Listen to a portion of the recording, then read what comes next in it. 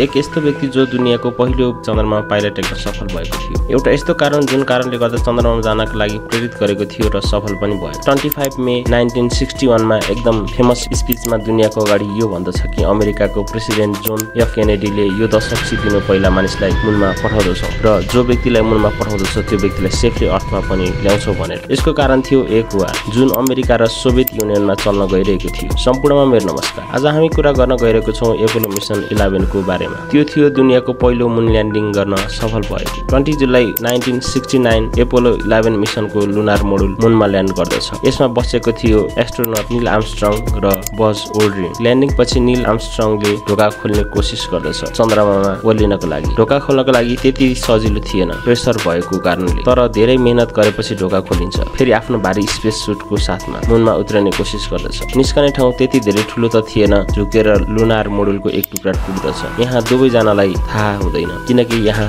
हावा ट्राभल गर्न सक्दैन, कुनै पनि आवाज सुन्दैनन् दुवैजनाले। यो जुन टुक्रा टुटेको थियो एकदम जरुरी पिस थियो। यो थियो एसेन्ट इन्जिन आर्मिङ स्विच। त्यो स्विच बिना लुनार मोडुल फेरि टेकअप गर्न सक्दैन थियो, पृथ्वीमा फिर्ता हुन सक्दैन थियो। यस कुराबाट अन्जान नील आर्मस्ट्रङ बाहिर निस्कन्छन् र मुनमा पाइला टेक्दछन् र दुनियाँको पहिलो व्यक्ति बन्दछन् मुनमा पाइला टेक्ने व्यक्ति। तर के सहीमा नै यस्तो भएको थियो त? 50 सालभन्दा बढी वर्ष पछाडि धेरै मानिसहरू मान्नै गाह्रो मान्दछ। के साँच्चैकै नै मानिस चन्द्रमामा पाइला टेकेको थियो होला त भनेर। कति मानिस आफ्नो थ्योरी बनाउँदछन् र भन्दछन् एपोलो 11 मिसन मात्र एक देखावटी मात्र थियो अमेरिकाको तर्फबाट। यसलाई पृथ्वीमा नै नाटकीय फिल्म सुटिङ गर्यो र दुनियाँलाई झुट बोल्यो, नत्र भने किन झन्डा फरफराएको छ भनेर। के हो यो सबैको साँचो कुरा? आउनुहोस् जानौ यस भिडियोमा। साथीहरू, तपाईँ यो कुरा जानेर अचम्म पर्नुहुन्छ। यस एपोलो 11 को मिसन गर्नुको कारण थियो वार। स्पेशली कुरा गर्ने हो भने कोल्ड वार जुन अमेरिका र सोभियत युनियनमा चल्न गइरहेको थियो। दुवै देशको बीचमा चलिरहेको थियो स्पेसमा जानेको रेस। साल 1957 मा सोभियत पहिलो देश बन्दछ, पहिलो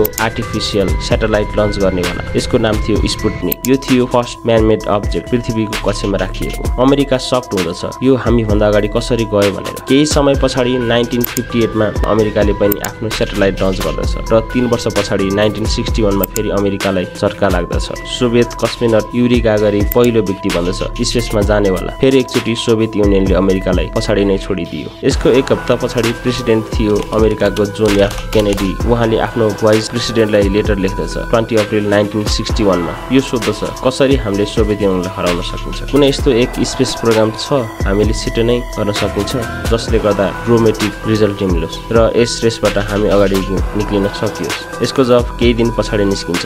छिटो नै रियलाइज गर्दछ अबको एकदमै ठुलो कदम मानिसलाई चन्द्रमामा पठाउने। 25 मे 1961 मा एकदम फेमस स्पिचमा दुनियाँको अगाडि यो भन्दछ कि यो दशक सिद्धिनु पहिला मानिसलाई मुनमा पठाएर छाड्छौँ र जो व्यक्तिलाई मुनमा पठाउँछौँ त्यो व्यक्तिलाई सेफली अर्थमा ल्याउँदछौँ भनेर। धेरै मानिसलाई यो अनबिलिएबल अनाउन्समेन्ट थियो। साल 1961 मा इमेजिन गर्नुहोस्, त्यतिखेर कुनै स्मार्टफोन थिएन, कुनै इन्टरनेट थिएन, कुनै जिपिएसको टेक्नोलोजी पनि थिएन, मात्र त्यो थियो कम्प्युटर, त्यो पनि एकदम पुरानो जमानाको। यस्तो जमानामा प्रमिस गर्न गइरहेको थियो हामी मुनमा मानिसलाई पठाउँछौँ भनेर। यसको लागि 5 वर्षदेखि 7 देखि 9 बिलियन एडिसनल फन्डिङ दिँदछ स्पेस प्रोग्रामलाई। स्पेस एजेन्सी यस कामलाई पुरा गर्नको लागि पर्दछ। केही महिनापछि टेस्टिङलाई अलरेडी सुरु हुन्छ। सबैभन्दा पहिला टेस्ट गर्दछ रकेटलाई, जुन रकेट पृथ्वीबाट बाहिर जानको लागि। फेरि टेस्टिङ गर्दछ कमान्ड मोडुल हिटको लागि, कति गर्मी तथा तातोबाट बचाउन सक्दछ भनेर। 1963 देखि 1967 सम्म धेरै टेस्ट गर्दछ। अनम्यान्ड मिसन हुन्छ,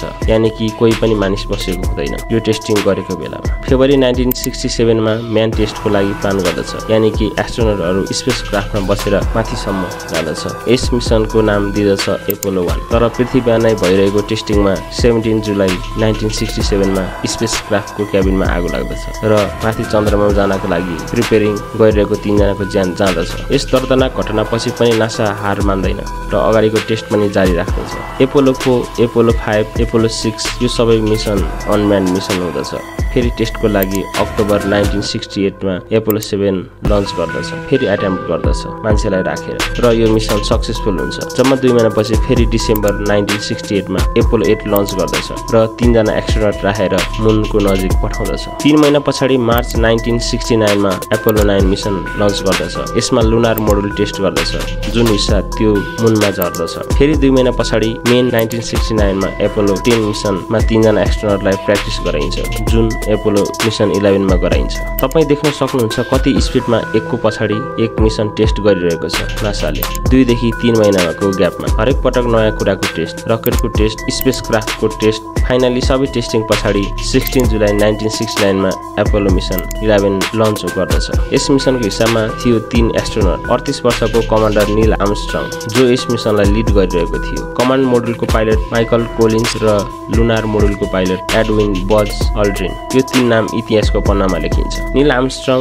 र एडविन बज अल्ड्रिन धेरै फेमस नाम भन्दछ र जो कोहीले पनि चिन्दछ आजको दिनमा, तर माइकल कोलिन्स धेरै जसोले चिन्दैन किनकि यसको रिजन छुट्टै रहेको छ, पछाडि बताउनेछु हजुरहरूलाई। एपोलो मिसन 11 स्पेसक्राफ्टको 3 हिस्सा थियो, कमान्ड मोडुल, सर्भिस मोडुल र लुनार मोडुल। पहिलो 2 सँगै राखेर CSM भनेर नामले बोलाइन्छ, कमान्ड एन्ड सर्भिस मोडुल। योजना थियो कि लुनार मोडुल मात्र छुटाएर मुनमा ल्यान्ड गर्ने र फेरि पृथ्वीमा फर्किनका लागि लुनार मोडुललाई उडाएर एट्याच CSM मा गराएर स्पेसक्राफ्टलाई पृथ्वीमा फर्काउनको लागि। यस पुरै स्पेसक्राफ्टलाई लन्च गर्नको लागि स्याटर्न V5 रकेटलाई युज गरेको थियो। यस स्पेसक्राफ्टलाई लन्च गर्नुभन्दा पहिला 1 million gallon kerosene, liquid oxygen and liquid hydrogen load गरियो र पुरै रकेटको तौल 30 लाख किलो थियो। यसको मद्दतबाट स्पेसक्राफ्ट अर्थबाट अर्बिटसम्म जाँदछ। अर्बिटसम्म पुग्न जम्मा 10 मिनेट भन्दा कम समय लाग्यो र पृथ्वीको अर्बिटलाई 1.5 चक्कर लगाएर परमिसन मिल्यो। मिसन कन्ट्रोल पृथ्वीमा थियो। उनीहरूले कम्युनिकेट गरेर परमिसन दियो अर्थको अर्बिटबाट निस्केर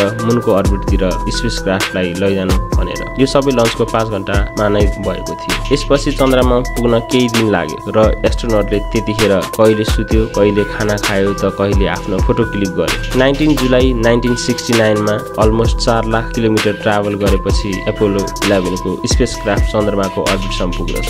यसको यहाँ काम हुन्छ 2 भागमा विभाजन हुने, command and service module. Command and service module lunar मोडुलबाट अलग हुँदछ। कमान्ड मोडुलमा माइकल कोलिन्स र यस स्पेसक्राफ्टको हिस्सालाई निकनेम दिइन्छ कोलम्बिया र दोस्रो तर्फ भएको लुनार मोडुलको निकनेम थियो इगल। यसमा बसेको थियो नील आर्मस्ट्रङ र बज ओल्ड्रिन। कुरा यो थियो कि कमान्ड एन्ड सर्भिस मोडुलको काम थियो चन्द्रमाको अर्बिटमा घुमिरहने र लुनार मोडुल अलग भएर चन्द्रमामा ल्यान्ड गर्ने। मुनमा पाइला राख्ने मौका नील आर्मस्ट्रङ र बज ओल्ड्रिनलाई मात्र मिल्दछ र माइकल कोलिन्सलाई मिल्दैन। यसै कारणले होला सायद जो कोहीले माइकल कोलिन्सलाई जान्दैन। एपोलो मिसनको एकदम जरुरत पार्ट थियो तर चन्द्रमा पाइला राखेको थिएन। तर भन्ने हो भने सबैभन्दा महत्त्वपूर्ण पार्ट थियो माइकल कोलिन्सको हिस्सा, किनकि पृथ्वीमा फर्किनको लागि फेरि lunar module, command module and service मोडुलमा आएर एट्याच हुनु पर्दथ्यो। करिब 8 बजे लुनार मोडुल मुनमा ल्यान्ड गर्न गइरहेको थियो। 8 बजेर 10 मिनेटमा एक अलार्म बज्दछ, 1202 अलार्म। न त नील आर्मस्ट्रङलाई र बज ओल्ड्रिनले जान्दथ्यो यस अलार्मको मतलब के थियो भनेर। मिसन कन्ट्रोललाई कम्युनिकेट गरेर सोध्दछ र के गर्ने भनेर। उनीहरूलाई भन्दछ इग्नोर गरेर अगाडि बढ्नुहोस् भनेर। तर पछाडि गएर पत्ता लाग्दछ त्यो 1202 एउटा वार्निङ थियो। एपोलो मिसनको गाइडेन्स कम्प्युटरको सिस्टम ओभरलोड भएको थियो। तर थ्याङ्कफुल्ली कम्प्युटरलाई डिजाइन यस्तो गरिएको थियो कि ओभरलोड हुँदा पनि इसेन्शियल प्रोग्राम चलिरहोस्। मिसनका लागि धेरै नै क्रिटिकल थियो। कम्प्युटरमा अटो ल्यान्डिङका लागि प्रोग्राम गरिएको थियो मुनको सर्फेसमा अटोमेटिकल ल्यान्डिङ गरोस् भनेर। तर करिब 150 मिटरको हाइटमा नील आर्मस्ट्रङले कन्ट्रोल आफैले लिँदछ। उसले नोटिस गर्दछ कि लुनार मोडुलले एकदम ठुल्ठुलो ढुङ्गा भएको ठाउँमा ल्यान्डिङ गर्न लागेको थियो भनेर। त्यसपछि ल्यान्डिङको लागि ठाउँ बदल्दछ। एक्चुअली ल्यान्डिङ गर्ने भन्दा 4 मिल टाढा अर्को ठाउँ डिसाइड गर्दछ जहाँ ल्यान्ड हुन्छ। 8 बजेर 16 मिनेटमा फ्युलको इन्डिकेटर देख्दछ र जम्मा 5% मात्र फ्युल बाँकी रहेको थियो। यति थोरै फ्युल देखेर मिसन कन्ट्रोलले इनिसिएट काउन्टडाउन सुरु गर्दछ। काउन्टडाउन डिसाइड गर्दछ कि ल्यान्डिङ गर्ने कि मिसन अबोर्ट गर्ने भनेर। फाइनली लास्ट मिनेटमा 30 सेकेन्ड बाँकी रहेको थियो र नील आर्मस्ट्रङले पृथ्वीमा मेसेज गर्दछ यानि कि इगल सक्सेसफुल ल्यान्डिङ गरिसके भनेर। नील आर्मस्ट्रङले आफ्नो स्पेस सुट रेडी गर्दछ र डोर ओपन गर्दछ मुनमा आफ्नो पहिलो कदम राख्नको लागि। यस मोमेन्टलाई 650 मिलियन मानिसहरूले टेलिभिजनमा लाइभ हेरिरहेका थिए। उनको पहिलो शब्द दुनियाँले सुन्दछ। यसको पछाडि बज ओल्ड्रिनले पनि मुनको जमिनमा पाइला टेक्दछ र 2.5 घण्टा चन्द्रमाको माटो र ढुङ्गाहरूको स्याम्पल कलेक्ट गर्दछ र फोटोहरू खिच्दछन्। केही साइन्टिफिक इन्स्ट्रुमेन्ट पनि सेटअप गर्दछ। तर यो कुरा साँचो थियो, कोल्ड वारको कारणले मुन ल्यान्डिङ गरेको थियो। यति ठुलो एचिभमेन्ट हासिल गर्न गइरहेको थियो, त्यसैले साइन्टिफिक इन्स्ट्रुमेन्ट पनि साथमा लिएर गएको थियो। कति साइन्टिफिक अब्जेक्टिभ पनि थियो र एक टेलिभिजन सेट पनि सेटअप गर्दछ मुनमा सिग्नल ट्रान्समिट ट्रान्समिट गर्न सकियोस् पृथ्वीमा भनेर। यिनीहरूले एउटा डिभाइस लिएर आएको थियो, सोलर विन्ड मेजर गर्न सकियोस् मुनमा आइरहेको एउटा यस्तो डिभाइस इन्स्टल गर्दछ कि लेजर बिम अर्थमा पठाउन सकियोस् भनेर, र त्यो लेजर बिमको प्रयोग गरेर अर्थ र मुनको एक्ज्याक्ट डिस्टेन्स पत्ता लागोस् भनेर। साथै प्यासिभ सेक्सोमोमिटर पनि हुन्छ, अर्थक्वेकलाई मेक्स्योर गर्न सकियोस् भनेर। टोटलमा 23 किलो माटो र ढुङ्गाको स्याम्पल कलेक्ट गर्दछ र त्यहाँ छोड्दछन् एउटा अमेरिकन झण्डा र एउटा प्लेट। त्यसमा लेखिएको थियो here man from planet earth first set foot upon the moon July 1969 AD we came in peace for all mankind. Lunar मोडुललाई पुरै 21 घण्टासम्म चन्द्रमामा रहनु पर्ने थियो र त्यस पछाडि फेरि टेक अफ गरेर सियासियाममा गएर एट्याच हुनुपर्ने थियो। तर टेक अफ गर्नका लागि प्रपोल्सन चाहिएको थियो, जसको लागि इन्जिन चाहिन्छ। दुवैजना यस कुरामा अनजान थियो। बाहिर निस्कने बेलामा इन्जिन चलाउनको लागि एक स्विच हुन्छ, त्यो नै भाँचिएको थियो। त्यो कुरा मैले भिडियोको सुरुवातमा नै भनेको थिएँ। जब लुनार मोडुलमा फिर्ता हुन्छ तब थाहा पाउँदछ त्यहाँ के भएको थियो। मिसन कन्ट्रोललाई भन्दछ यस ड्यामेजको बारेमा र सिचुएसनलाई रिसल्भ गर्नका लागि कुनै प्रकारको सोलुसन खोज्दछ। एक इन्ट्रेस्टिङ कुरा निस्कन्छ, स्विच कस्तो हुन्छ। बेसिकली एक सर्किट, इलेक्ट्रिक सर्किटको फेरि जोड्ने काम गर्दछ। बज अल्ड्रिनले रियलाइज गर्यो कि त्यो स्विच टुट्यो त कुनै यस्तो चिज होस् म फेरि त्यसलाई जोड्न सकौँ, र उनले आसपास देख्दछ र बल पोइन्ट पेन देख्दछ र बल पोइन्ट पेन युज गरेर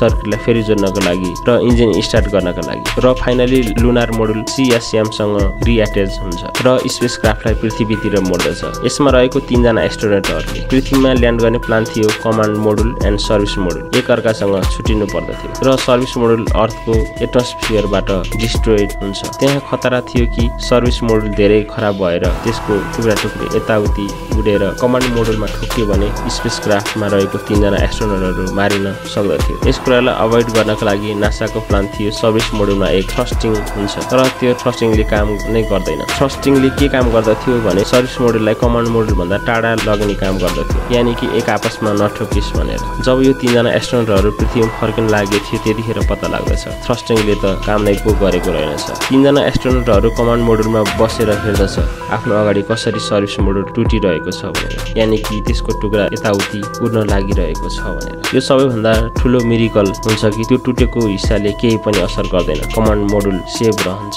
एस्ट्रोनटहरू मर्नेको चान्स यति धेरै थियो कि US प्रेसिडेन्ट निक्सनले आफ्नो लागि एक अल्टरनेटिभ स्पिच तयार गरेर राखेको थियो। थ्याङ्कफुल्ली यस्तो हुँदैन। कमान्ड मोडुल सेफली अर्थको एटमोस्फियर भन्दा तल आउँदछ र प्यारासुट खोल्दछ र समुद्रमा ल्यान्ड गर्दछ। 3 जना नै एस्ट्रोनटहरू सेफ छ र जिउँदैछन् र समुद्रमा एस्ट्रोनट रेस्क्यु सिपबाट इभ्याक्युट गर्दछ। सही कुरा गर्ने हो भने यो एक चमत्कार थियो। 3 जना जिउँदै फर्केर आउन सफल भयो र यस मिसनमा जसरी प्लान गरेको थियो त्यो अनुसार नै भयो। तर अलमोस्ट हरेक स्टेपमा प्रब्लम फेस गर्नु पर्यो, तर सबै समस्यासँग जुधेर सफलता हासिल गरे। उनीहरूलाई 2 हप्तासम्म क्वारेन्टाइन गरेर राखियो। खतरा यो थियो कि प्याथोजन जस्ता केही यस्ता भाइरस पाए होला र सँगै आएको हुन सक्छ र पृथ्वीमा एकदम खतरनाक भाइरस फैलिन सक्छ भनेर, तर यस्तो केही पनि भएन। एपोलो मुन ल्यान्डिङको खबर दुनियाँभर फैलिन्छ। US को प्रेसिडेन्टले भनेको थियो यो दशक सकिनुभन्दा पहिले नै मुनमा मानिसलाई पुर्याएर नै छोड्नेछौँ भनेर, र नासाले पुरा गरेर नै छाडे। तपाईहरुलाई हाम्रो भिडियो कस्तो लाग्यो कमेन्टमा बताउन नभुल्नुहोला। यस्तै रोचक मिस्ट्रियस र इतिहासका भिडियोहरू हेर्नका लागि हाम्रो च्यानललाई लाइक, कमेन्ट, सब्स्क्राइब र साथीहरुलाई शेयर गर्न नभुल्नुहोला। धन्यवाद।